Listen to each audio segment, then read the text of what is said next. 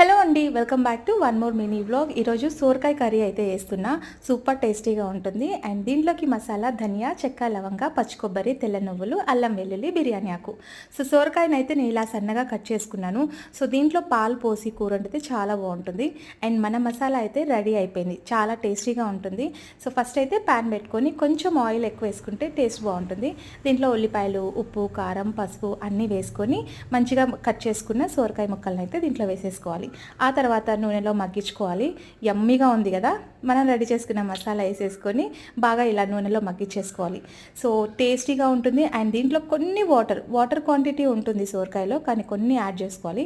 2 టమాటాలు సన్నగా కట్ చేసుకొని వేసుకొని కొన్ని పాలు అయితే యాడ్ చేసుకోవాలి. మీరు కావాలనుకుంటే ఫ్రెష్ క్రీమ్ కూడా యాడ్ చేసుకోవచ్చు. నేనైతే యాడ్ చేయట్లేదు. ఫైనలీ కర్రీ అయితే రెడీ అయిపోయింది. చపాతీ, రోటీ, సజ్జ రొట్టెలకి చాలా బాగుంటుంది. సో రెసిపీ నచ్చితే లైక్ చేయడం మర్చిపోద్దండి. Please subscribe to my channel.